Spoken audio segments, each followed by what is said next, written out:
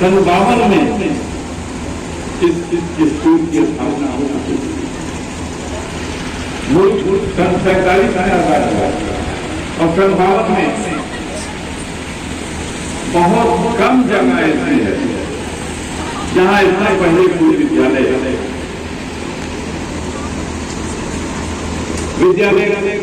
धीरे धीरे आगे बढ़ता रहा। इसे पहले वित्त विहीन था, फिर वित्त पोषित हो गया। कदाचित 1971 में इस विद्यालय को एड मिली और यहाँ के अध्यापकों को सरकार की ओर से तनख्वाह मिला। उससे पहले किसी तरह खरीदते हुए यहाँ पर हम समिति के लोग इस विद्यालय को चलाते रहते। बाद के दिनों में विद्यालय को कभी माइनॉरिटी कैरेक्टर भी मिला। इसकी जो नींव रखी थी शायद उनके सपनों को साकार बनाने के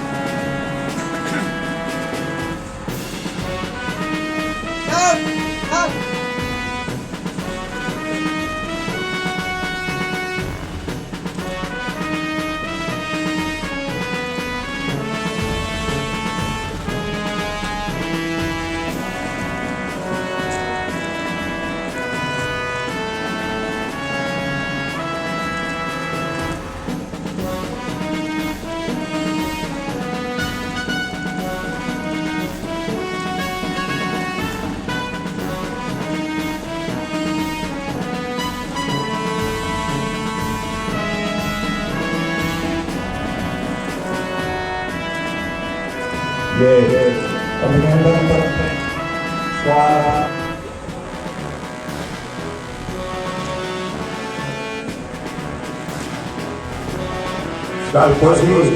जनाब शकील साहब हमारे कमेटी के मेंबर कर रहे हैं।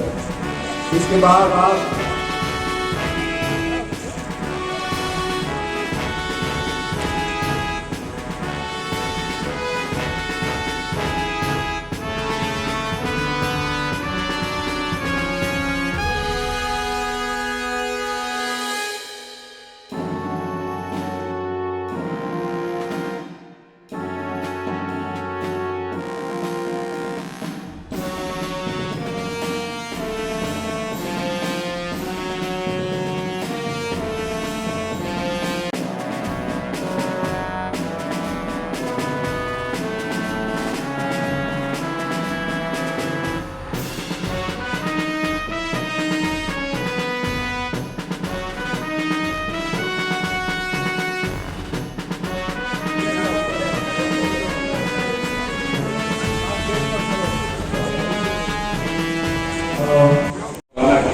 कार्यक्रम जो चला गया।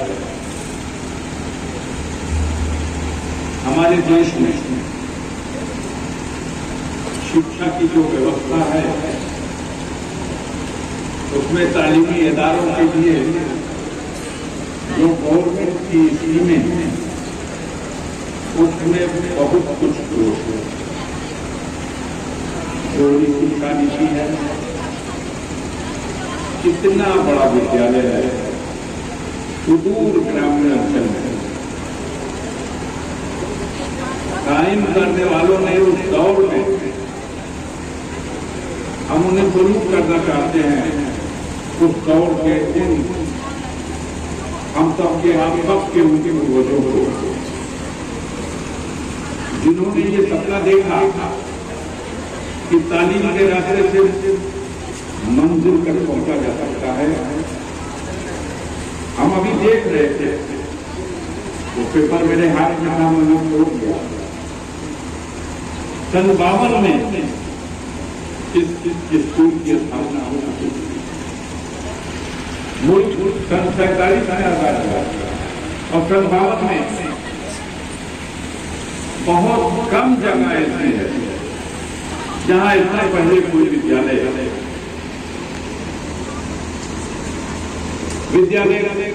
धीरे धीरे आगे बढ़ता रहा। इसे पहले वित्त विहीन था, फिर वित्त पोषित हो गया। कदाचित 1971 में इस विद्यालय को एड मिली और यहाँ के अध्यापकों को सरकार की ओर से तनख्वाह मिला। उससे पहले किसी तरह खरीदते हुए यहाँ पर हम समिति के लोग इस विद्यालय को चलाते रहते। बाद के दिनों में विद्यालय को कभी माइनॉरिटी कैरेक्टर भी मिला और कभी उसका माइनॉरिटी कैरेक्टर चुन लिया। अब वो क्या है, कैसे है, दिखाई देगा। तो इसी बात को मैं कहता हूँ, जहाँ सूरदास साहब के ऑपरेशन चल रहे हैं वहाँ हाथ फूकना तय है और बच से इसलिए मैं कहूँगा शिक्षक जगत से जुड़े हुए लोग आज क्या हालात है, क्या परिस्थितियां हैं। हर साल आ रहा है, इस महीने में इतना जीएसटी टैक्स आया, लोग कह रहे हैं और आपका सब जीएसटी आ रहा है, सब टैक्स आ रहा है। आप 3 बार मुख्यमंत्री रहे, तीसरी बार प्रधानमंत्री हुए, आज भी गुजरात में तरक्की नहीं हुई। तो मैं यही आपसे पूछना चाहता हूँ कि हमारे इलाके के लोगों को अपनों को पहचान जाना, दोस्तों दुश्मन की इंसानियत को पहचान करना। मैं एक बात बार बार कहता हूँ, जो शख्स अपने जिंदगी में दुश्मन नहीं पहचान पाया वो कभी दोस्त का फैसला नहीं कर पाएगा। दोस्तों दुश्मन की पहचान करना पड़ेगा। इसलिए मैं कहने आया हूँ, हमारे सदर साहब ने, प्रबंधक साहब ने अपनी बात रखी, हमारी बच्चियों ने अपनी बात कहने के माध्यम से दर्द भरी दास्तां अपनी बात कही। लेकिन एक बात कहूंगा अपने बच्चों और बच्चों से, एक बात याद रखना, जब अधिकार मोहब्बत और प्यार से ना मिले तो अधिकार छीनने के लिए हिम्मत और हौसला रखना। जब हुकूमत करने वाला जालिम हो, हुकूमत पर बैठने वाला चुनती हो और जो आपको बदौलत उस हुकूमत पर बैठा और आप इस बात का एहसास ना हो तो याद रखना कहीं न कहीं आप भी गुनहगार हो। ये वोट से आपका मालिक बना है, उसी एक वोट से आपकी तकदीर और तस्वीर का फैसला करना चाहता है। और आपको मालूम है नहीं कि मेरा दुश्मन कौन है। आज जीएसटी से कितना नुकसान हुआ, व्यापार को फायदा किसका हुआ, नोटबंदी से फायदा किसको हुआ। नौकरी जा रही है, नियुक्ति नहीं हो रही है, नुकसान किसका हुआ। प्रधान प्रमुख जिला पंचायत एमएलए एमपी को संविदा का मजदूर बना दिया गया और पूरी मैंने कहा कि इस देश में कभी किसी ने लूटने का काम किया होगा, कभी अंग्रेजों ने लूटा होगा, लेकिन आज इस मुल्क में जी कंपनी है, MAG कंपनी है। ये पूरी टीम बनाई है नीलाभा 40 रूप कुछ और है, रंग कुछ और है और खा कुछ और है। इसलिए कहूंगा इसका देश साहब से बड़ा दर्द थी।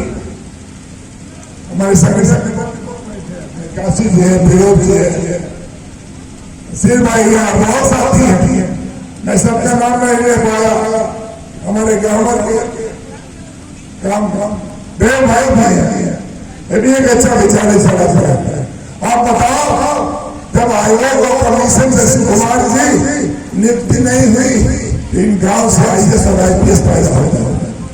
आज कमीशन से नियुक्ति होने के बाद हम क्लर्क नहीं पैदा कर पा रहे हैं, ये मेरा दुर्भाग्य रहा। हमारे इलाके में अभी पता चला कि नेशनल में इसके भी और कहीं के बच्चे गए खेलने के लिए। हम बधाई देना चाहते हैं हर साहब, मैं भाई बधाई देना चाहता हूँ आसिफ साहब। मैं 12 बड़ी प्रिंसिपल से कहूँगा उन बच्चों को सहयोग करो। ये हमारी बुनियाद की नींव के पत्थर है, ये मजबूत होंगे तो बुनियाद मजबूत होगी। जितनी जितनी बुनियाद कमजोर हो जाएगी, इमारत अपने आप कमजोर हो जाएगी। हमारा